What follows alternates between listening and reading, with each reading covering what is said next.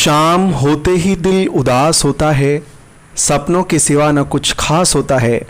आपको तो बहुत याद करते हैं हम, यादों के सिवा न कुछ खास होता है। साथियों नमस्कार, मैं आपका दोस्त दिवाकर चौधरी आपका स्वागत करता हूं आपके अपने पसंदीदा YouTube चैनल परीक्षागढ़ में। दोस्तों आज की क्लास बेहद खास है और इस क्लास के अंदर हम आपको बहुत अच्छी जानकारी देने जा रहे हैं। ये सारी की सारी जानकारी पेपर में आपको सीधे अटैक करेंगे और इन सारे अटैक्स को आप पेपर में जिस तरीके से देखेंगे वो आपके लिए बहुत यादगार साबित होगा। जब आप उस क्षण पेपर में बैठे होंगे और जब पेपर में सवाल आएगा तो आपको याद आएगी हमारी के कॉम्पिटिशन गुरु चैनल पर किसी ने ज्योग्राफी पढ़ाई थी। आज वही सारे के सारे सवाल मैं पेपर में देख पा रहा हूं। तो बहुत ही खास क्लास है, आपको बिना पॉज करे पूरा सेशन शुरू से लेकर लास्ट तक देखना है। आप वीडियो को ज्यादा से ज्यादा लोगों तक शेयर कर दीजिए। इसके अलावा आप सब्सक्राइब कर दीजिए चैनल को, साथ ही आ रहे बेल आइकन को भी प्रेस कर दीजिए ताकि आपको हमारी आने वाली क्लासेस का जो वीडियो है या फिर जो नोटिफिकेशन है, जो आने वाली वीडियोस है उनका नोटिफिकेशन आप लोगों तक सही सलामत आसानी से पहुंचता रहे। दोस्तों आज की क्लास को हम स्टार्ट कर लेते हैं। आज से पहले तक जो मैंने आपको पढ़ाया है वो मैंने ज्योग्राफी के अंदर सोलर सिस्टम पढ़ा दिया है, सौर मंडल पढ़ा दिया है। आपने पूरी क्लास देखी होगी, नहीं देखी है तो प्लेलिस्ट बनी हुई है, आप वहां पे जाके देख सकते हैं। इसके अलावा मैंने आपको इंटरनल स्ट्रक्चर ऑफ अर्थ यानी पृथ्वी की आंतरिक संरचना पढ़ा दी है। वहीं मैंने एक्सटर्नल स्ट्रक्चर भी बता दिया था, बाहरी संरचना को भी बता दिया था। फिर उसके बाद मैंने प्लेट टेक्टोनिक्स यानी कि प्लेट विवर्तनिकी को पढ़ाया है। उसमें मैंने पूरे विश्व के अंदर किस तरीके से प्लेटों ने उत्पात मचाया हुआ है उसको पढ़ा था। अब मैं उसको थोड़ा सा आगे बढ़ाता हूं, उसी चीज को थोड़ा सा आगे बढ़ाता हूं। पहले तो मैं हेडिंग लगा देता हूं आज की क्लास का। आज की क्लास का हेडिंग ज्योग्राफी पढ़ा रहे हैं मित्रों, ज्योग्राफी। और इसमें पढ़ा रहे हैं मित्रों आज हम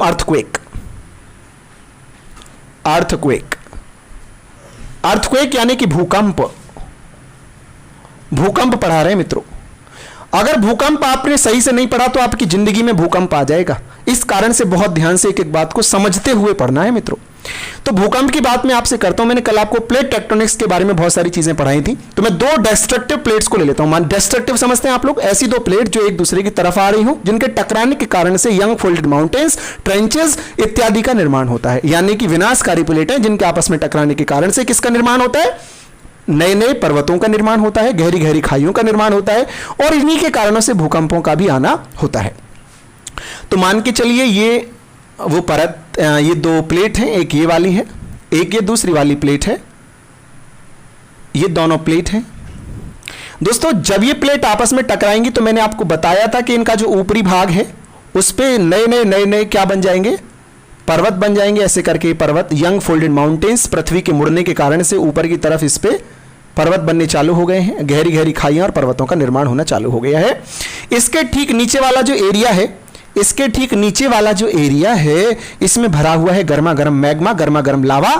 मित्रों गर्मा गर्म जो लावा भरा हुआ है जब ये वॉल्केनिक इरप्शन में बाहर आता है तो इसमें बहुत सारी गैस इसके साथ बाहर आती है। पेपर में कई बार क्वेश्चन आया, इस कारण से मैं बार बार आपको बताता रहता हूं। इसमें बाहर निकलती है carbon dioxide, sulphur dioxide, nitrogen dioxide, chlorine, hydrogen, helium, ये सारी गैसें बाहर निकलती हैं। दोस्तों ये जो मैग्मा चैम्बर है, इस मैग्मा चैम्बर का तापमान 1500 डिग्री सेल्सियस होता है। इसका इतना ज्यादा अधिक तापमान इसके अंदर पाए जाने वाले रेडियो एक्टिव तत्वों हाइड्रोजन और हीलियम के कारण से होता है। रेडियो एक्टिव तत्वों यूरेनियम और रेडियम के कारण से होता है। अब मित्रों मान के चलिए ये दो प्लेट हैं जो एक दूसरे की तरफ आ रही हैं, एक दूसरे की तरफ पहुंच रही हैं, जिसके कारण से गहरी गहरी खाइयों और पर्वतों का निर्माण होता है और इन्हीं के टकराने से दोस्तों भूकंप आता है। उस भूकंप के दो फोकस बनते हैं, दो बन सकते हैं, ज्यादा भी फोकस बन सकते हैं। मान के चलिए वो जहां टकराएंगे उससे थोड़ा सा दूरी पे बनेगा। पहला फोकस यहां पे बना, ये यहां पे बना। इन दोनों को मैंने नाम दे दिया, क्या चीज? फोकस। क्या नाम दे दिया भैया?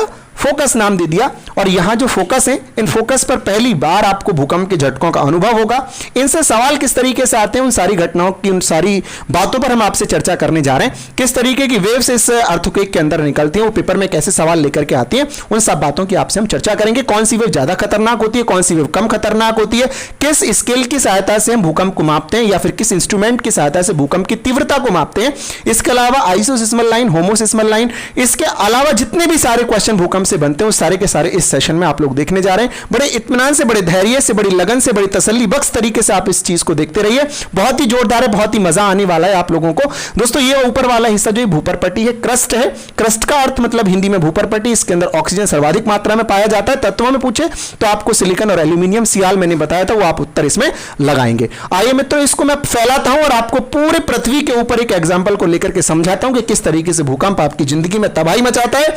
कौन सी वो वेव्स हैं जो आपके जीवन में सबसे ज्यादा तबाही लेकर के आते हैं, जिनके कारण से भूकंप के सबसे ज्यादा अनुभव आप लोगों को होता है। तो मैं एक चित्र के माध्यम से आपको इसमें समझाता हूं। एपिसेंटर क्या होता है, सिस्मिक गैप क्या होता है, वो सारी चीजें मैं आपको इसमें बताने जा रहा हूं। इस कारण से बड़ी पेशेंस बनाए रखिए, बड़ी तसल्ली बनाए रखिए।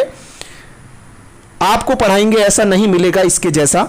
मित्रों मान के चलिए ये केंद्र है भूकंप का, ये पृथ्वी की सतह, इस पर भूकंप का केंद्र है। इसको मैं यहां पे नाम दे देता हूं एपिसेंटर।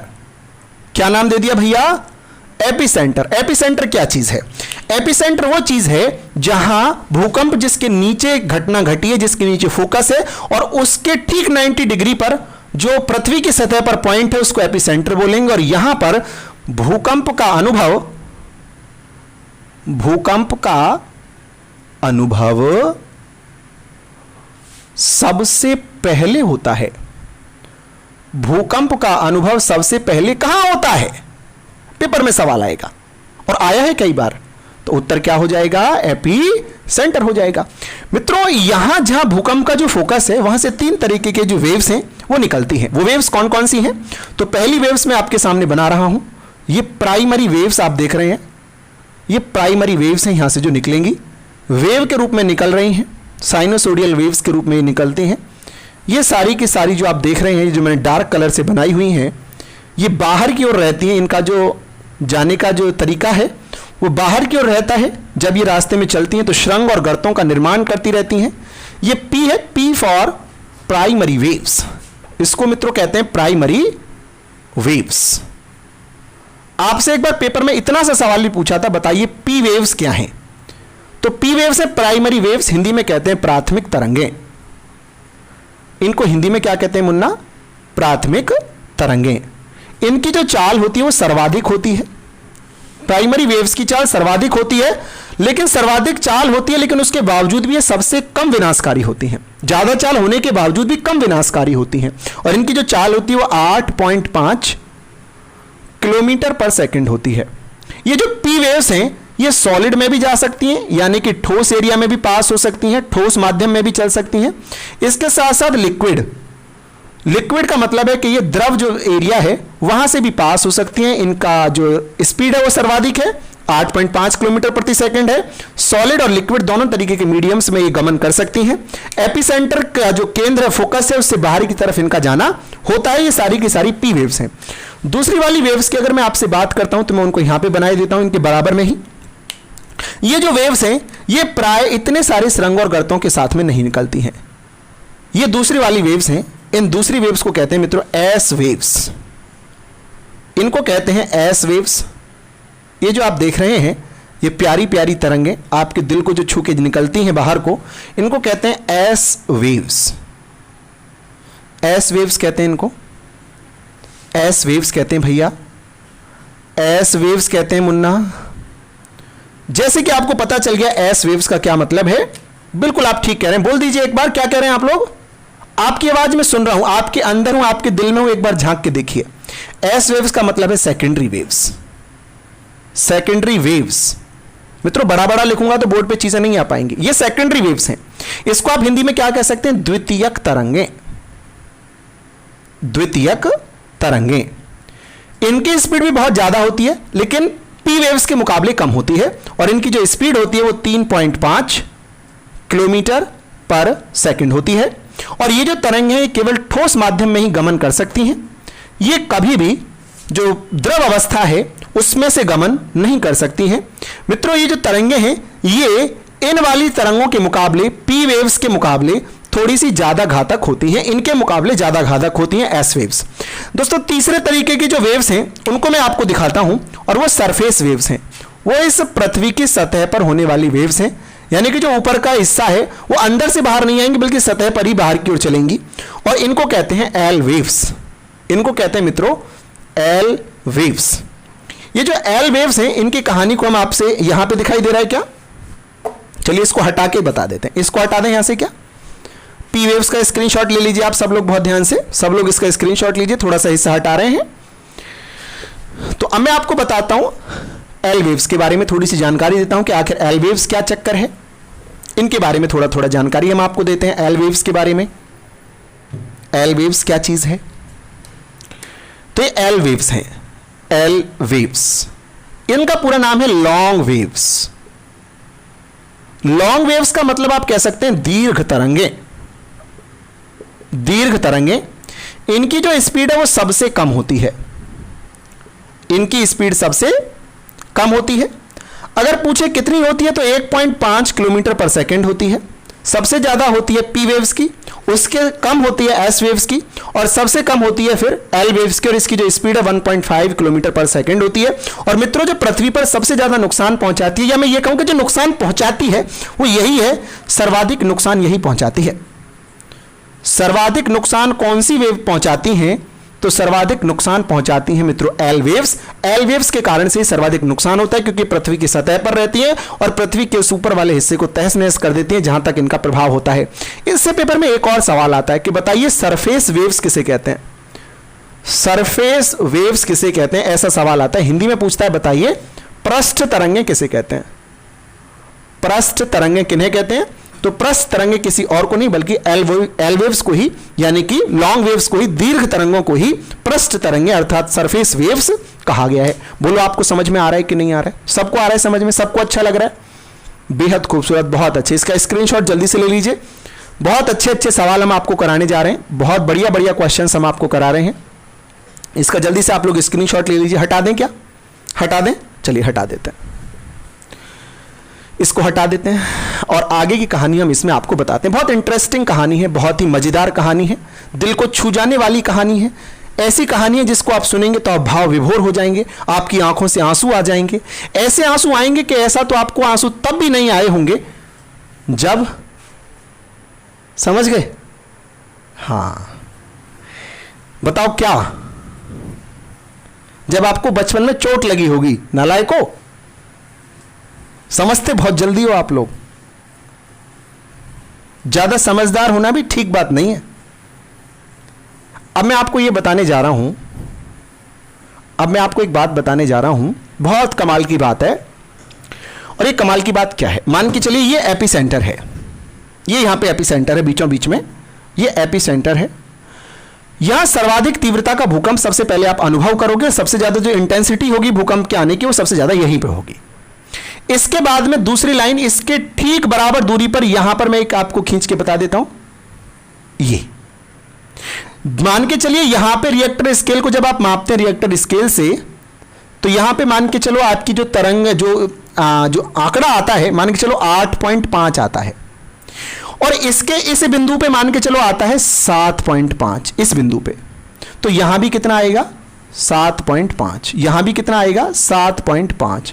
यहां भी कितना आएगा? तो 7.5। या आप ऐसे समझ लीजिए कि हमने जहां जहां 7.5 आया उसको आपस में मिला लिया है, तो एक कर्व्ड लाइन प्राप्त होगी, गोलाकार लाइन, एक वृत्ताकार लाइन प्राप्त होगी। ऐसे में इसके दूसरे जोन में जब जाता हूं तो आप यहां पे पहुंच गए, और जितना यहां पे भूकंप का मान होगा उतना ही यहां पे होगा, उतना ही यहां पे होगा, उतना ही यहां पे होगा। हर जगह इस पूरी लाइन पर उतना ही होगा। मान के चलो यहां पे 6 है, यहां पे भी 6 है, यहां पे भी 6 है, यहां पे ये 6 5 क्या लिख रहा हूं वो सब आपको मैं बताऊंगा, आगे चल के बताऊंगा, घबराए नहीं। ऐसे फिर मैंने इससे कम वाला यहां पे लिख दिया, उससे कम वाला मैंने यहां पे लिख दिया, यानी कि मान के चलो यहां पे सब जगह 5 है, सब जगह कहीं भी आप देख लो इस लाइन पे 5 है, इस लाइन पे आप कहीं भी देख लीजिए, मान के चलिए 3.5 है, तो आप कहीं भी अनुभव करेंगे तो 3.5 ही आएगा। ऐसी आगे की लाइनें भी मैंने इस तरफ खींच दी, आगे की लाइनें भी मैंने खींच दी हैं। इन्हीं को दोस्तों जोन्स बोला गया। जैसे कि आप देखते हैं कि दिल्ली जो है वो चौथे जोन में आती है ना, हिमाचल प्रदेश चौथे जोन में आता है, फिर आप नीचे चलते हैं तो फिर तीसरा चौथा इस तरीके से जोन चालू होते हैं। तो ये सारे के सारे जोन्स हैं। अब सवाल पेपर का क्या है? सवाल पेपर का ये है कि बताइए एक जैसी तीव्रता को मिलाने वाली जो लाइन है, भूकंप की जो तीव्रता है, एक जैसी तीव्रता को मिलाने वाली जो लाइन है, ये वाली जो लाइन आप लोग देख रहे हैं, ये वाली जो लाइन देख रहे हैं, इस लाइन को क्या बोला गया है? तो इसका बोला गया है आइसो सिस्मल या वाई है, आइसोसिस्मल लाइन। हिंदी में भी इसको आइसोसिस्मल ही आप बोलेंगे। या पेपर में यह भी पूछ सकता है, बताइए, या आपसे यह भी पूछ सकता है कि बताइए, चलिए चलिए चलिए चलिए चलिए चलिए चलिए फोन उठा लें या नहीं? नहीं उठाएं, आपकी हमें बहुत चिंता है, फोन नहीं उठाएंगे हम, ठीक है? चलिए, तो आइसोसिस्मल लाइन का मतलब एक जैसी जो तरंग है, एक जैसी जो तरंग है उस तरंग को, एक जैसी जो इंटेंसिटी है उसको मिलाने वाली लाइन को आइसोसिस्मल लाइन बोला गया है। अब मैं आपसे एक दूसरा सवाल करता हूं कि ये तो वो लाइन है जहां पे तीव्रता एक जैसी है। अब अगर मैं टाइम की बात कर लेता हूं कि एक टाइम पे, तो एक टाइम मान के चलो यहां पे भी 10 बजे आया, भूकंप का अनुभव यहां भी 10 बजे हुआ, तीव्रता अलग हो सकती है हर जगह। यहां भी 10 बजे अनुभव हुआ, यहां भी 10 बजे अनुभव हुआ, यहां भी 10 बजे अनुभव हुआ, यहां भी 10 बजे अनुभव हुआ। मान के चलिए एग्जांपल लिया मैंने, 10 बजे जरूरी है 10 ही बजे हो, 5 बजे हो 10, ऐसा भी हो सकता है। ये लाइन जो थी, ध्यान रखो, ये लाइन थी तीव्रता को लेकर के, और ये जो लाइन मैंने खींची है, ये जो इमेजनरी लाइन में यहां पे खींच देता हूं, इमेजनरी लाइन में यहां पे मैंने खींच दी है ये। यहां क्या हुआ है, भूकंप का जो पता चला है वो सेम टाइम पे चला है, यानी कि जितने बजे यहां भूकंप का पता चला उतने ही बजे यहां चला, उतने ही बजे यहां चला, उतने ही बजे यहां पे चला, उतने ही बजे यहां पे चला, सब जगह बराबर टाइम पे चला। तो ऐसी लाइन जो बराबर टाइम को मिलाती है, यानी भूकंप के आने की जो घटना है वो एक साथ एक ही समय पर जिन बिंदुओं पर हमको प्राप्त होती है, अगर उन सभी बिंदुओं को एक लाइन के माध्यम से मिला दें तो ऐसी लाइन कहलाती है मित्रों होमोसिस्मल लाइन।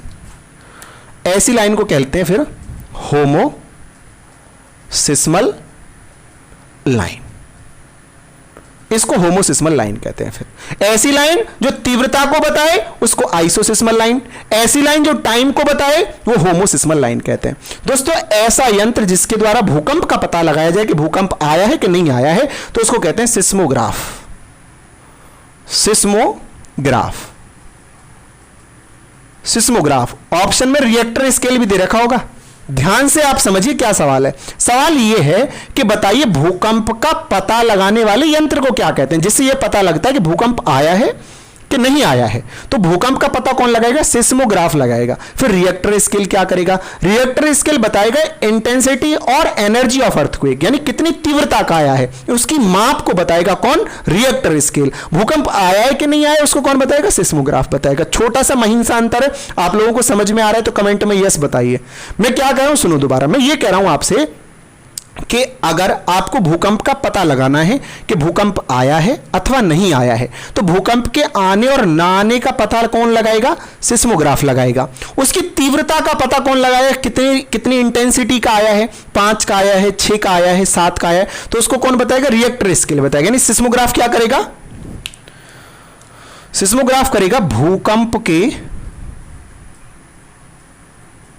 आने का पता बताएगा। भूकंप के आने का पता कौन बताएगा, सिस्मोग्राफ बताएगा। फिर रिएक्टर स्केल क्या करेगा, उसको मैं यहां पे लिख देता हूं कि रिएक्टर स्केल ये करेगा। रिएक्टर स्केल, रिएक्टर स्केल क्या करेगा, ये इंटेंसिटी को मापेगा। स्केल की हिंदी पैमाना होती है, कुछ हिंदी वालों को इतनी चिड़न है ना अंग्रेजी से, भैया रिएक्टर है या स्केल मतलब पैमाना है, इसकी हिंदी क्या बताऊं मैं आपको। तेरा नाम क्या, नाम बता। तेरा नाम अगर मान के चल पप्पू है तो पप्पू की हिंदी भी तो पप्पू है। ये अंकित भी हंस रहा है, यहां पे बैठा हुआ बराबर में सामने बैठा है मेरे, वो भी हंस रहा है, देख लो, कुछ तो शर्म कर लो। तो मैं कह रहा हूं रिएक्टर स्केल जो ये क्या बताता है, ये बताता है एनर्जी और इंटेंसिटी ऑफ, आप कह सकते हैं एनर्जी या इंटेंसिटी ऑफ अर्थक्वेक। अर्थक्वेक यानी कि ऊर्जा या फिर क्या चीज, तीव्रता किसकी, भूकंप की। भूकंप की तीव्रता या ऊर्जा को कौन बताता है, रिएक्टर स्केल। भूकंप आया है कि नहीं आया कौन बताता है, सिस्मोग्राफ। अब सवाल यह आता है कि बताइए जो रिएक्टर स्केल है इसमें कितने से कितने तक के मान होते हैं, तो 0 से लेकर के और 10 तक की वैल्यूज इस पे लिखी होती हैं, जिनके माध्यम से आप बताते हैं कि 0 तीव्रता का आया है, 1 का आया है, 2 का आया है, 3 का आया है, 4 का आया है, 5, 6, 7, 8, 9, 10। 0 न्यूनतम होता है और 10 इस पे अधिकतम होता है। 0 का मतलब तो आया ही नहीं है और 10 का मतलब बहुत विनाशकारी आया है। 10 का तो आना भी बहुत घातक होता है, 10 को तो बहुत मुश्किल से कहीं पे आता है। और ऐसा कहा गया है, ऐसा इसमें कहा गया है, क्या कहा गया है मैं आपको बताता हूं अभी। चलिए मैं आपको यह बता रहा था रिएक्टर स्केल के बारे में, ये सारी चीज मैंने बताई आपको, ऊर्जा, तीव्रता और भूकंप के बारे में। अब मैं आपसे यह कहता हूं, मान के चलिए एक चित्र के माध्यम से मैं आपको इसको थोड़ा सा समझाने का प्रयास करता हूं, फिर मैं इसमें अगला चैप्टर लूंगा, बहुत छोटा सा चैप्टर है, आज दूसरा चैप्टर भी आज की क्लास में ही लूंगा, इसमें 2-3 छोटी छोटी बातें और हैं, उनको आप सीखो और लीजिए। मान चलिए रिएक्टर स्केल आपके सामने है, 0 से चालू हुआ और 10 तक हुआ। यहां पे 0, 1, 2, 3, 4 5 6 7 8 9 और यहां पे क्या हो गया 10 हो गया। तो इंडिया में लगभग मान के चलो यहां पे आया, इंडिया में 4 तीव्रता का एग्जाम्पल ले रहे हैं, 4 का आया। 6 पे मान के चलो पाकिस्तान है, 7 पे मान के चलो अफगानिस्तान है। एक न्यूमेरिकल टाइप क्वेश्चन मैं आपसे कह रहा हूं। तो मान के चलो 4 से और 5 के बीच का जो रेशियो है वो 1:10 है, यानी कि यहां पे भूकंप की तीव्रता और यहां पे भूकंप की तीव्रता का मान के चलो जो अनुपात है वो 1:10 है, यानी यहां पे आया 1:10। तो अगर आपसे कल को पेपर में आ जाए सवाल के इंडिया रेशियो पाकिस्तान, यहां कितना होगा, तो ये 10 है और ये भी 10 है, तो आप इसको 1:20 में समझना, ये इतने गुना बढ़ेगा। यहां 1 से 10 बढ़ा तो यहां भी 1 से 10 बढ़ेगा, और जब यहां 1 से 10 है और यहां भी 1 से 10 बढ़ेगा तो कितना हो जाएगा, 1:100 हो जाएगा। बोलो समझ में आया भाई? यहां कितना हुआ 1 से 10, जब यहां 1 देखो ये क्या हुआ है, ये ऐसे हुआ है 4, यहां समझो सब लोग 5 और 6, यहां 1 से क्या हुआ 10, ये मैंने बताया एक गैप के बीच का, तो यहां भी 1 से 10 हुआ होगा। बताओ हाँ या ना? फिर आप क्या करते हो, इनका रेशियो तो निकालते हो, इनको बराबर कैसे करें भाई, 1 को और 10 को बराबर कर लो, यहाँ 10 की गुणा कर दो, यहाँ 1 की गुणा कर दो, तो आप क्या करेंगे 1 एकम 1, और यहाँ पे कितना आएगा 10, और 10 की 10 में करी तो 100, यानी 1 के और 5 के बीच में क्या रेशियो है, 1:10 का, और 1 के और 6 के बीच में क्या रेशियो, तो 1:100 का रेशियो है। मान के चलो यहाँ 7 पे अफगानिस्तान है, तो इंडिया रेशियो अफगानिस्तान अगर आपको निकालना है तो कितना हो जाएगा बताओ कमेंट में, 1 रेशियो बताओ, बताओ अंकित तुम बताओ, 1000, बहुत सुंदर, 1:1000 हो जाएगा। मान चलो यहाँ पे जापान है तो फिर 1:10,000 हो जाएगा। बोलो क्लियर हो रहा है, आ रहा है आपको समझ में? तो मित्रों इसमें एक बात और आप ध्यान कर लीजिए कि जो 9 तीव्रता का जो भूकंप होता है, 9 इंटेंसिटी का जो भूकंप होता है वो 30-40 साल में एक बार आता है, 30-40 साल में एक बार आता है। 9 इंटेंसिटी का जो भूकंप है, पेपर में सवाल आ जाएगा आपके पास में कि बताइए कब आता है, तो 30 से 40 साल बाद आता है। कहां आता है ये पूछ ले तो पेरी पैसिफिक बेल्ट पर आता है। कल मैंने पढ़ाई थी आपको पेरी पैसिफिक बेल्ट, परी प्रशांत कटक, इस पर आता है, परी प्रशांत कटक पर आता है, पेरी पैसिफिक बेल्ट पर आता है। वो पैसिफिक क्रैक्स है, ये पेरी पैसिफिक बेल्ट है। पेरी पैसिफिक बेल्ट कहां पे है, अमेरिका के साइड में से गुजर रही है, जिसको आप क्या कहते हैं, रिंग ऑफ फायर भी कहते हैं, रिंग ऑफ फायर कहते हैं, अग्नि वलय इसको आप कहते हैं। तो यहां पे आता है इतनी ज्यादा तीव्रता का, और ये 30-40 साल में एक बार आता है। अब इसमें 2 छोटे-छोटे पॉइंट्स और हैं, वो छोटे-छोटे पॉइंट्स क्या चीज है वो भी मैं आपको यहां पे क्लियर कर देता हूं।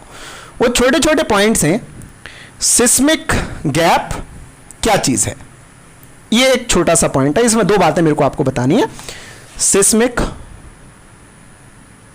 गैप ये क्या चीज है, पेपर में पूछता है कि बताइए सिस्मिक गैप क्या है। तो सिस्मिक गैप वो जगह है जहां पर पिछले बहुत लंबे समय से भूकंप का अनुभव नहीं किया गया है, जबकि वो एरिया भूकंप के जोन में आता है, बहुत भयंकर जोन में आता है, लेकिन उस पर्टिकुलर छोटे से स्थान पर भूकंप का अनुभव नहीं किया गया है। तो ऐसी जगह को कहते हैं सिस्मिक गैप, जहां क्या बोले, नियरली पास्ट को क्या कह सकते हैं, मैं नियरली पास्ट ही लिखता हूं, जहां नियरली पास्ट में पिछले कुछ समय में, है ना, भूकंप का अनुभव कभी नहीं किया गया हो।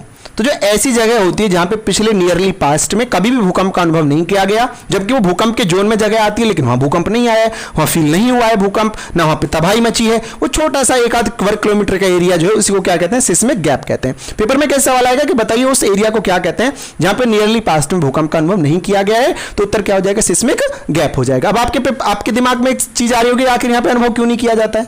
ये इसलिए नहीं किया जाता है क्योंकि ये जो सिस्मिक गैप वाली जगह होती है ना, ये हाईली डेंस होती है, हिंदी मतलब उच्च घनत्व की जगह होती है, उच्च घनत्व, इसका घनत्व बहुत उच्च होता है, यानी कि जो जमीन है उसके नीचे की वो बहुत ठोस होती है, इतनी ठोस होती है कि जब पी वेव्स, एल वेव्स और एस वेव्स उसके ऊपर से गुजरती हैं तो उनका उस पर कोई प्रभाव ही नहीं पड़ता, वो बहुत ज्यादा ठोस है, इतनी ठोस है कि उस पर इन सारी की सारी वेव्स का कोई प्रभाव नहीं पड़ता, इस कारण से वहां भूकंप को फील नहीं किया जाता। ऐसी जगह को सिस्मिक गैप कहते हैं। बोलो आपका क्लियर हो रहा है कि नहीं हो रहा है? सबका क्लियर हो रहा है? तो ये भूकंप था। अब मैं अगला इस पे चैप्टर आज की क्लास में आपको कराता हूं। मैं बहुत जल्दी पढ़ा रहा हूं, बहुत सारा का सारा जल्दी का पढ़ा रहा हूं, लेकिन क्वेश्चन नहीं छोड़ रहा हूं, यह बात नोट कर लेना। जल्दी पढ़ाने का अर्थ यह नहीं है क्वेश्चन छोड़ रहा हूं, जल्दी पढ़ाने का अर्थ है कि मैं फालतू बकवास नहीं कर रहा हूं, केवल और केवल कंटेंट आपको दे रहा हूं, बढ़िया बढ़िया सवाल बता रहा हूं, समझा रहा हूं, केवल सवाल नहीं बता रहा हूं, केवल इंफॉर्मेशन पास नहीं कर रहा हूं, इंफॉर्मेशन के साथ साथ नॉलेज भी पास कर रहा हूं। ठीक है, तो आइए मैं अगला चैप्टर में लगा लेता हूं। इतना आप लोगों को समझ में आ रहा है? अब मैं इसके आगे की कहानी आपको बताता हूं। अब इसमें अगला एक टॉपिक ले लेता हूं छोटा सा, उसको फिर आप लोग करिएगा और फिर आपको सारी चीजें जो है वो समझ में आ जाएंगी। मैं इसमें एक अगला छोटा सा टॉपिक ले लेता हूं भैया, सब लोग बहुत ध्यान से इसको देखेंगे। एक छोटा सा टॉपिक हम इसमें ले लेते हैं, और ये जो आगे हम बात करने जा रहे हैं, जो अगला टॉपिक है, उस टॉपिक का नाम है रॉक्स, यानी कि चट्टान। और ये भी पेपर की दृष्टि से बहुत इंपॉर्टेंट है, कौन सी वाली मिट्टी कौन सी चट्टान के कारण से बनी है, ऐसे करके इसके अंदर सवाल पूछे जाते हैं। तो मैं इनकी बातें कर रहा हूं आपसे, तो एक बार सब लोग बहुत ध्यान से देख लीजिए, सब लोग बेहद ध्यान से देख लीजिए, बहुत गंभीरता से इसको समझने का प्रयास करेंगे, सब लोग बहुत ध्यान से इसको समझेंगे। हमारा जो टॉपिक है वो है रॉक्स, यानी कि चट्टान। रॉक्स, रॉक्स का मतलब है चट्टान, रॉक्स मतलब चट्टान। तो मित्रों, ये जो चट्टान है, जो रॉक्स हैं, ये इनिशियली 3 प्रकार की होती है। जो चट्टान, जो आप विभिन्न प्रकार की चट्टानें देखते हैं, वो 3 प्रकार की होती हैं। और वो कौन कौन सी 3 टाइप्स हैं? वो जो 3 टाइप की चट्टानें वो कौन कौन सी हैं? वो नंबर 1 है उसमें आग्नेय चट्टानें, इग्नियस रॉक्स, यानी कि आग्नेय चट्टान, आग्नेय चट्टान। दूसरी होती हैं इसमें सेडिमेंट्री रॉक्स, सेडिमेंट्री रॉक्स यानी कि अवसादी चट्टान, दूसरी इसमें अवसादी चट्टान होती है। और तीसरी इसमें होती हैं मेटामॉर्फिक, मेटामॉर्फिक रॉक्स, यानी कि कायांतरित,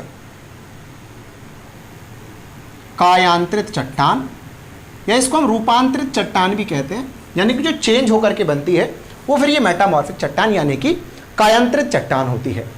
दोस्तों, सबसे पहले इसमें हम बात करने जा रहे हैं इग्नियस रॉक्स की, यानी कि आग्नेय चट्टान की बात हम करने जा रहे हैं। तो पहले हम इसको समझते हैं कि आखिर आग्नेय चट्टान की जो फॉर्मेशन होती है वो फॉर्मेशन कैसे होती है, यानी कि ये बनती कैसे है। तो बेहद ध्यान से आप पहले इस चीज़ को समझिए, फिर हम सेडिमेंट्री यानी अवसादी चट्टान को भी समझेंगे और उसके बाद में मेटामॉर्फिक को भी हम समझेंगे। तो ये बहुत कमाल का और बहुत इंपॉर्टेंट ये चैप्टर है। तो इसमें इग्नियस रॉक्स यानी कि अवसादी आग्नेय चट्टान है, ये बनती कैसे हैं, तो आप एक बार ध्यान से समझिए। इसमें मान के चलिए ये 2 मेजर प्लेट्स हैं, ये जो 2 मेजर प्लेट्स हैं, इन दोनों मेजर प्लेट्स के बीच में भरा हुआ है लावा, इसमें भरा हुआ है गर्मा गर्म लावा। इन दोनों प्लेट्स के नीचे भरा हुआ है लावा, गर्मा गर्म लावा भरा हुआ है, ये लावा है।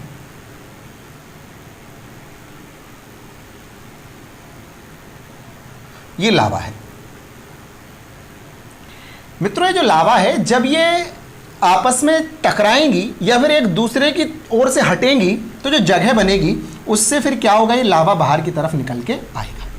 तो कुछ लावा तो बाहर इकट्ठा हो जाएगा, मैंने यहाँ पे इकट्ठा कर दिया, यहाँ भी इकट्ठा हो सकता है। और कुछ क्या होगा, जब ये चट्टान आपस में टकराएंगी तो ये चट्टान विखंडित हो जाएगी, और विखंडित होने के कारण से इसके बीच में भी कुछ ना कुछ लावा यहाँ से एंट्री कर जाएगा। कुछ लावा यहाँ एंट्री कर जाता है, कुछ लावा यहाँ पे एंट्री कर जाता है, और ये चट्टान इसको, बाकी जो हिस्सा है चट्टान का, वो इसको यहाँ पे दबा लेता है। मान के चलिए चट्टान ने इसको यहाँ पे ऐसे करके दबा लिया। तो हमने देखा जो लावा था वो 2 जगह जमा हुआ। कौन कौन सी जगह जमा हुआ? एक तो हुआ जमीन के ऊपर और एक हुआ जमीन के बीच में।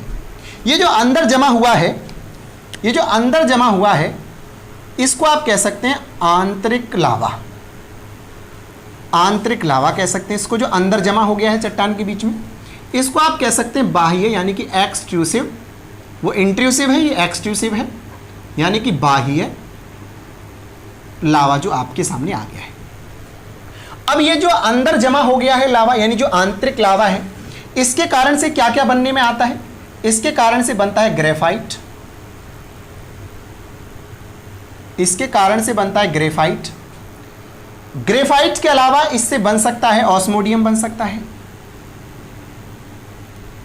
ऐसी चीजें जो है इसके अंदर जो लावा जमा हो गया वहां से बनती है। अब ये जो बाह्य लावा है ये बन जाता है बेसाल्टिक लावा के रूप में,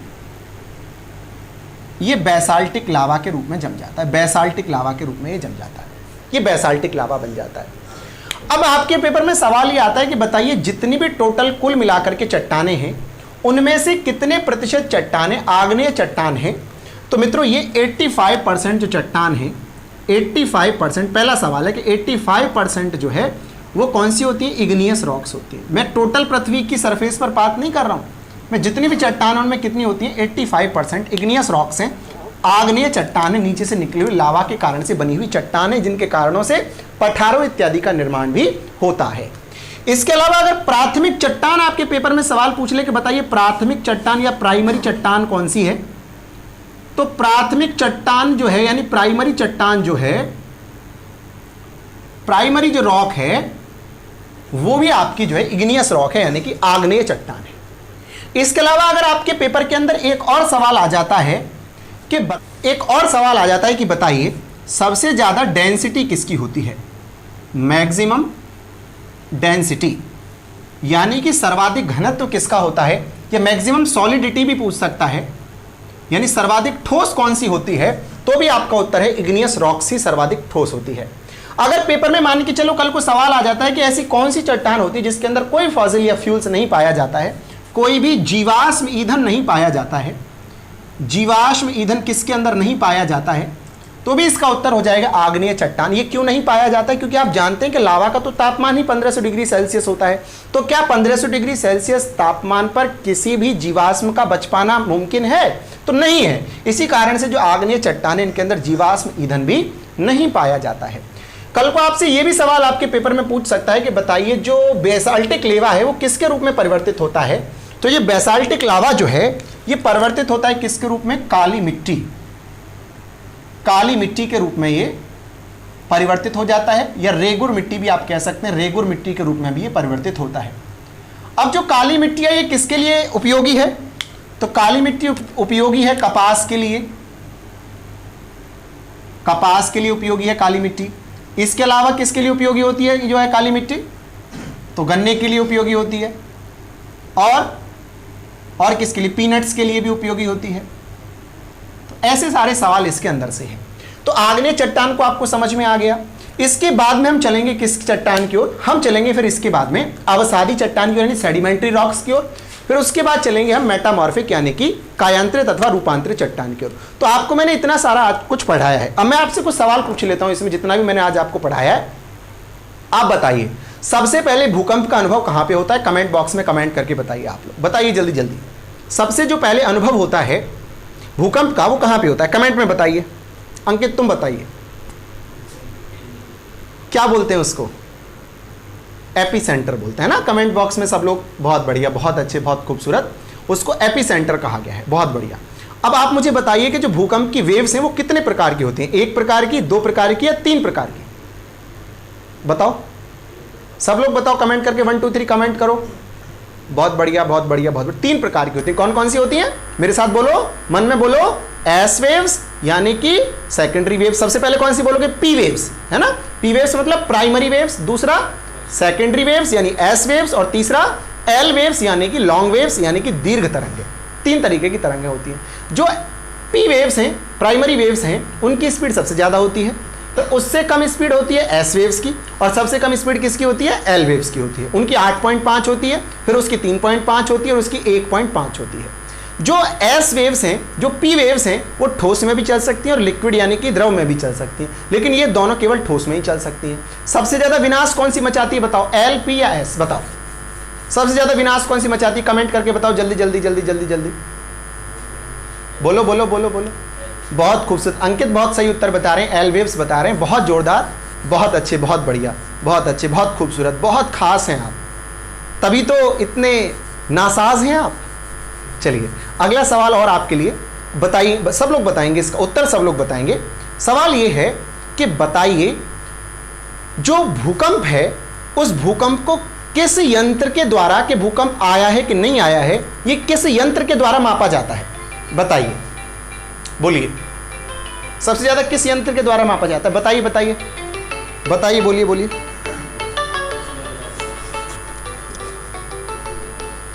सब लोग उत्तर बोलिए।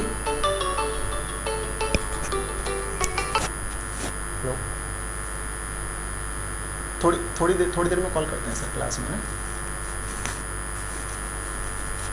चलिए बताइए सब लोग दीजिए जवाब, सब लोग जवाब दीजिए। अच्छा बता रहे हैं, ठीक है, बढ़िया बहुत जोरदार। सिस्मोग्राफ के द्वारा, है ना, सिस्मोग्राफ सही जवाब है। अगर तीव्रता मापनी हो, इंटेंसिटी अगर मापनी हो, तीव्रता मापनी हो तो क्या करते हैं बताइए कौन सा स्केल है वो बोलो ना। हाँ अंकित बता रहे हैं, यहाँ पे अंकित सारा कुछ बता रहे हैं। रिएक्टर स्केल, बहुत खूबसूरत, बहुत अच्छे, बहुत जोरदार। अच्छा ऐसी क्या, उस लाइन का क्या नाम है जो तीव्रता को बताती है कि बराबर तीव्रता है वहां पे, बराबर तीव्रता को बताने। एक तो होती है टाइम बताने वाली, एक होती है तीव्रता बताने वाली। तो तीव्रता वाली आइसोसिस्मल और टाइम बताने वाली होमोसिस्मल। क्लियर है सब लोगों को?